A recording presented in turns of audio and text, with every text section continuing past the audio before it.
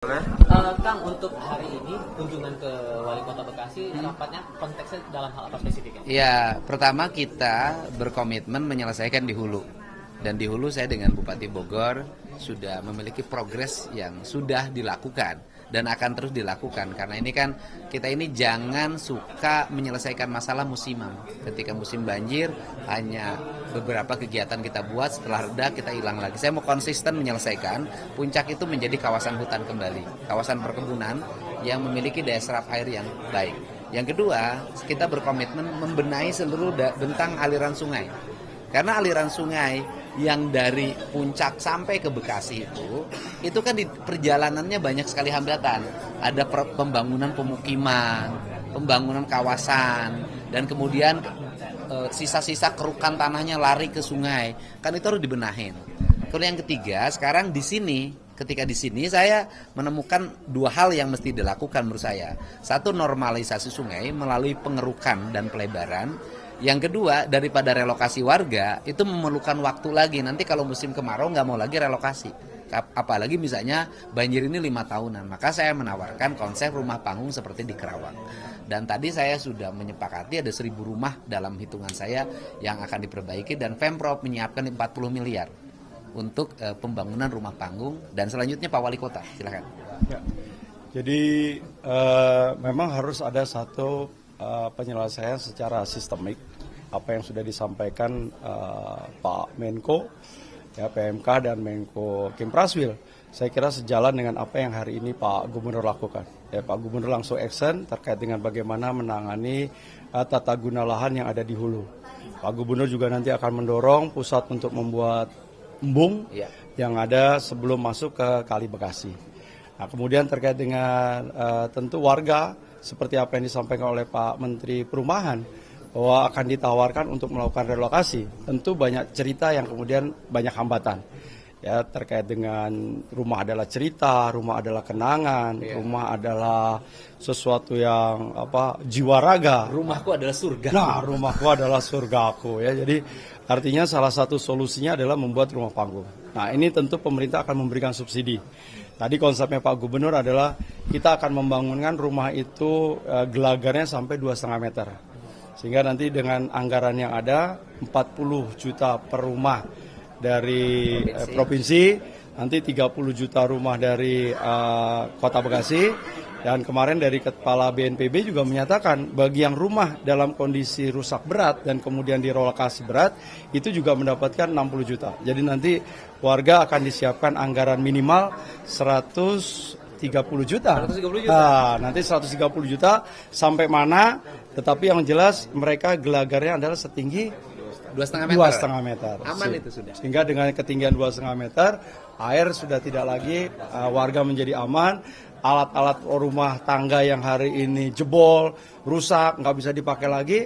Kalau berada di lantai 2,5, mereka akan lebih sejahtera. Dan tidak mungkin tidak terjadi itu tadi orang miskin yang baru, kemudian bertambah lagi mungkin nanti ada orang miskin ekstrim hanya karena kemudian setiap 5 tahun harus mengalami banjir. Yang belum lagi itu tadi rasa ketakutan, kecemasan, itu saya kira sesuatu yang tidak bisa dibayar. Itu mulai kapan programnya? Bisa minggu depan. Ada prosedur khusus nggak yang harus dilakukan warga-warga korban ini? Iya, itu semuanya kewenangan wali kota ya secara teknis. Kalau pemerintah provinsi adalah menyiapkan bantuan dan kita ingin bersama-sama merancang gambar agar rumah itu menjadi rumah yang menarik, bukan rumah yang berantakan, rumah yang tertata, yang memiliki desain arsitektur yang memikat orang melihatnya dan nyaman bagi yang meninggalnya. Dan yang paling utama rumah panggung itu untuk di daerah bantaran sungai, kemudian di daerah yang sering banjir, itu juga membebaskan dari serangan binatang berbahaya. Jadi prioritasnya di Jati Asih yang jadi... Ya, prioritas di PGP.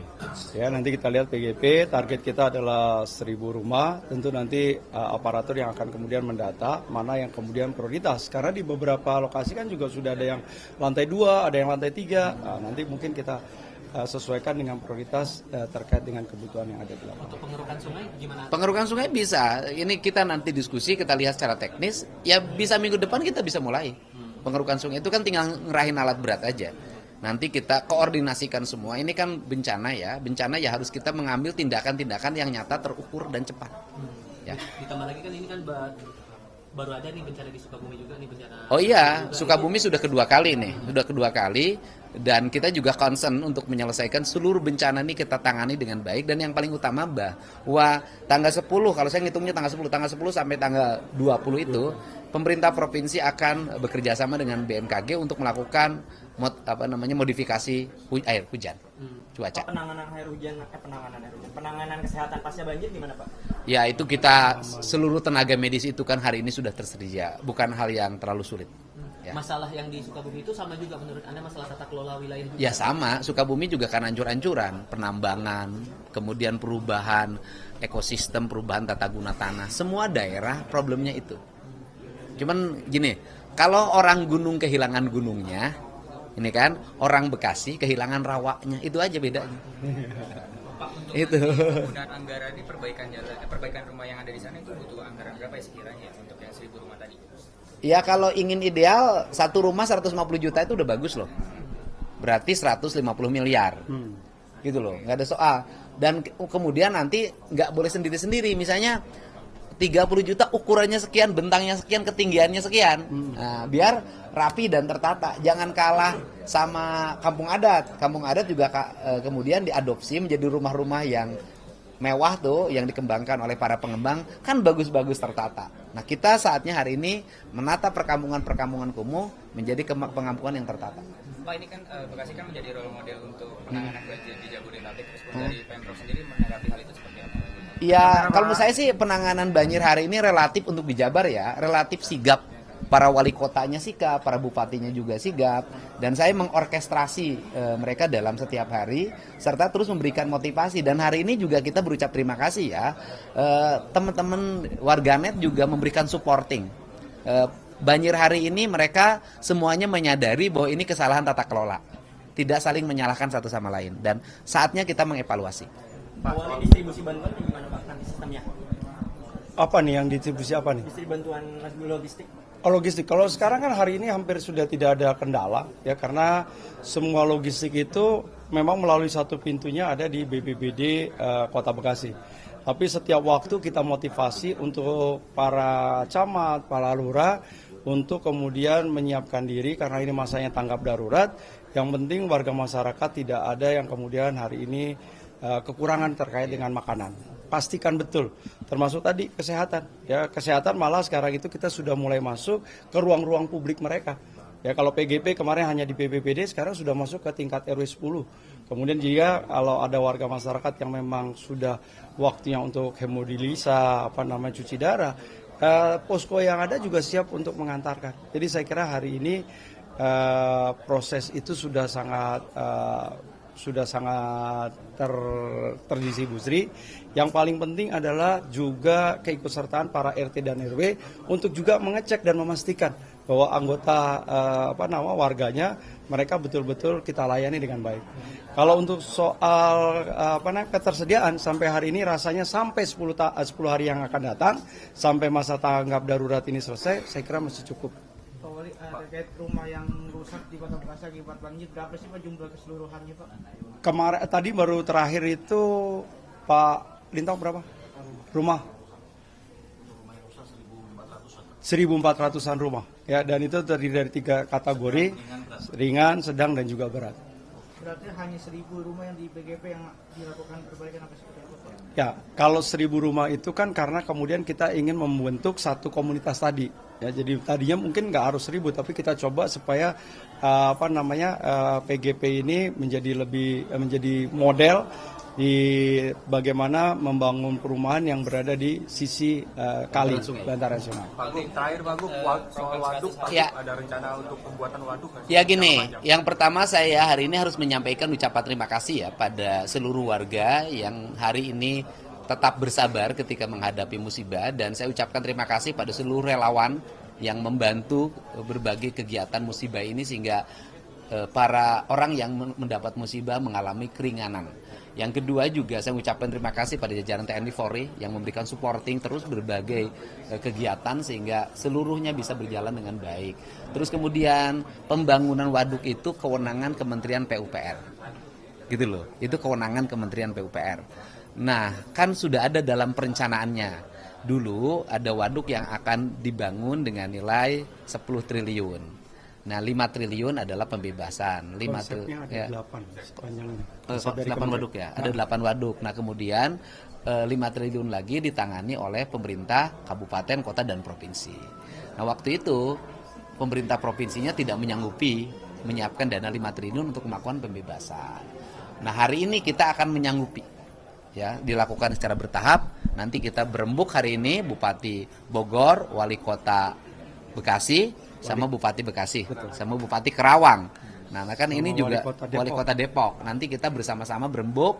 Nanti secara bertahap kita lakukan pembebasan agar ke depan kita sudah nyaman lagi. Mulai kapan Pak rencananya Pak? Kita teralokasikan mulai tahun ini anggarannya. Ya.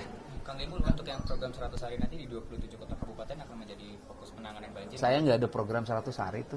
Pokoknya saya mah program 5 tahun harus berhasil itu aja. Pak, nilai ininya berapa Pak dari waduk itu? Apakah yang sama? 10 triliun. 10 triliun. 10 triliun. Ya. Kang, mau konfirmasi, ini yang beredar video kemarin Akang nangis yang di area puncak itu apa sebetulnya terpikir sampai Oh iya, saya mungkin orang yang ngerti sebagai orang Sunda ya, yang orang Jawa juga sama, yang ngerti ajaran leluhur dia akan nangis. Karena bagi orang Sunda dan orang Jawa, gunung itu sesuatu yang sakral.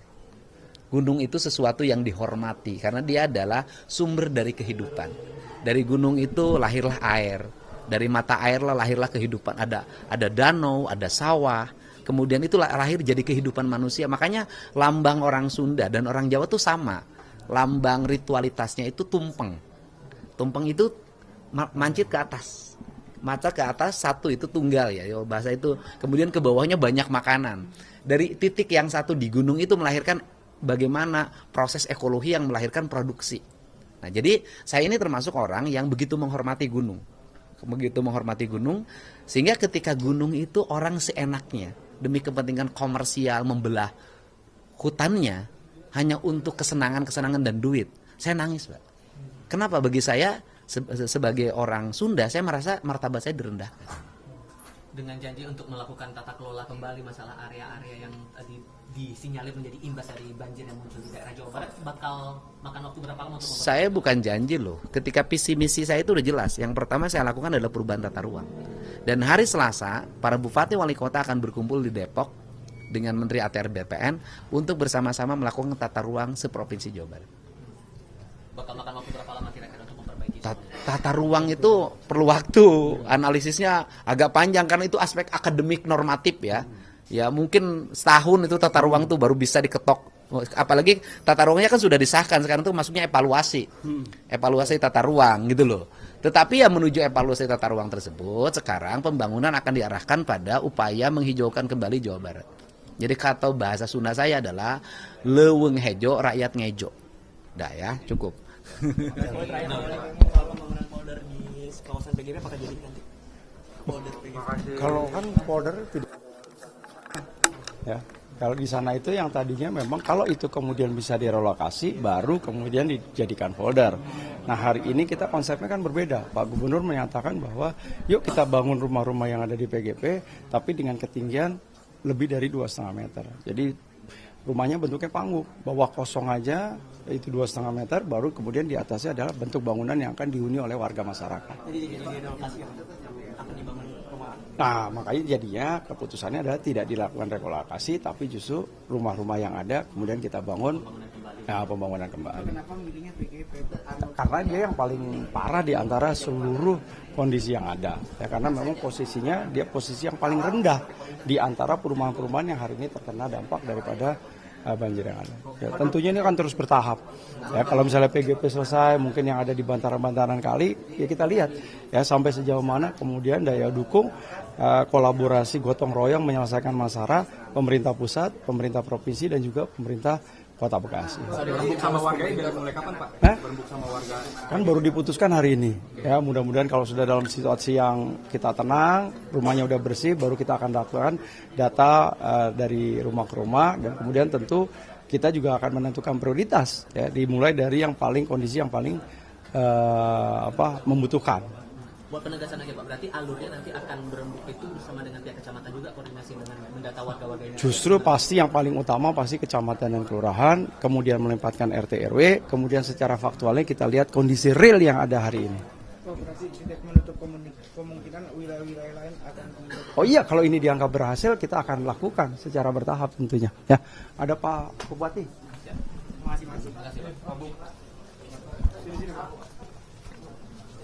masing-masing. Oh aduh Pak Bupati udah pakai ngikutin nih. Celananya bagus banget. Belinya yang gini di mana? Udah. Beli celana ini di mana? Nenggong. Beli celana ini. Beli di Pasar Serah. Pak Wali nggak punya celana beginian. Pak Bupati Bekasi mau ditanya. Boleh. Pak, nanti wawancara. Wawancara dong, ayo. Pak Bupati. Pak Bupati gimana Pak melihat situasi banjir saat ini khususnya di Kabupaten Bekasi?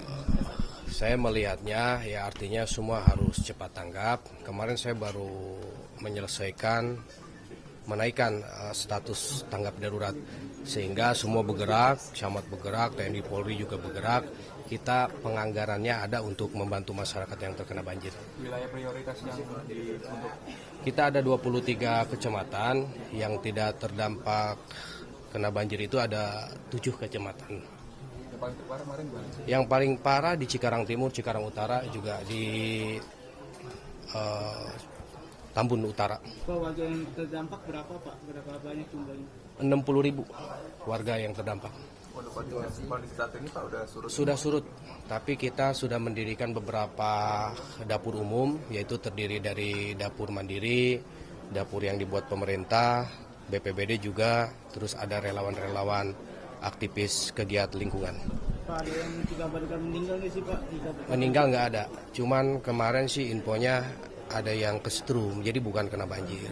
Pak, ada upaya mungkin salah satunya relokasi ke perumahan di pinggiran sungai atau bagaimana Pak untuk ke depan? Ya karena memang banjir ini di Kabupaten Bekasi saya lihat karena tata ruangnya. Jadi yang harusnya tadi lahan pertanian, lahan perhutanan itu dibangun saja. Mungkin nanti ke depan kita lebih memprioritaskan analisis dampak lingkungan untuk membangun di Kabupaten Bekasi. Pak, rumah yang terdampak berapa banyak Pak? Rumah yang terdampak itu ada sekitar 40.000. Kalau bantuan logistik sendiri gimana Pak? Sudah sekarang jalan terus. BPBD juga 24 jam on time dan pasukan-pasukan kita juga yang dari partai, yang dari masyarakat relawan. Penanganan kesehatan pasca banjir untuk para yang rentan dengan Kita juga ada klinik, posko klinik di setiap kecamatan ada. Ya, cukup, terima kasih. Mati ganteng kaya lagi. Mati ganteng kaya. Ini berapa rumah? Ini kita tadi kalau di sini saya dianggap saya terbuka aja, saya lihat 40 miliar untuk pembangunan rumah panggung di provinsi. Bekasi berapa yang rumahnya ini? Yang kita daripada relokasi nanti banjir lagi, udah aja kita bikin rumah panggung aja biar kalau banjir pun mereka tenang. Siap. Iya kan? Yang dipilih-pilih Cuman kan masalahnya orang yang gedong itu rumahnya yang udah kena banjir ganti panggung mau? Bukan, yang warga-warga yang mau melakukan perubahan. Kalau yang nggak mau jangan dipaksa. Oh iya siap. Yang orang-orang. Tapi ada program juga Pak. Iya, program Bekasi orang-orang Bekasi asli. Adresnya rumahnya jelek-jelek Pak. Iya. Gitu. Masih panggung. Apa orang Bekasi udah kaya semua Pak? Pakai semua. Siap. Daerah mana? Saya harus nentuin wilayahnya. Dari 23 kecamatan itu yang tidak terkena banjir ada 7 kecamatan. Yang parah banjir yang yang itu Tambun Utara. Tambun Utara. Yang masyarakatnya mau kayak di Kerawang. Oke Pak, udah rumahnya bikin panggung Mungkin aja. yang masyarakatnya masih ada budidaya ke kampung-kampungan itu ada Cikarang Timur, Cikarang Pusat itu pun sebagian. Cuman banyaknya sudah pulang sih. Karena kan di kabupaten Ini juga di kota. ada jalan ini apa jalan air gede kayak Cibeet. Nah itu Meluap Pak. yang jalan ya ini yang dilewati Sungai Cibeet. Iya Cibeet. Ada berapa rumah? Sekabupaten Bekasi datanya kemarin 40.000 lebih rumah yang terkena. Yang miskin-miskinnya ada 1.000 lah ya. Perkiraan. Ya, aku mau bantu. Ya, Udah saya 40 miliar juga. Ya. terima kasih. Oke ya. Udah, saya berarti 120 miliar tuh 3 kabupaten kota. Tambahin Mas ya. Ya. Sama ini Pak Gub, kemarin saya udah bicara dengan beliau, tapi memang mekanismenya belum jelas nih.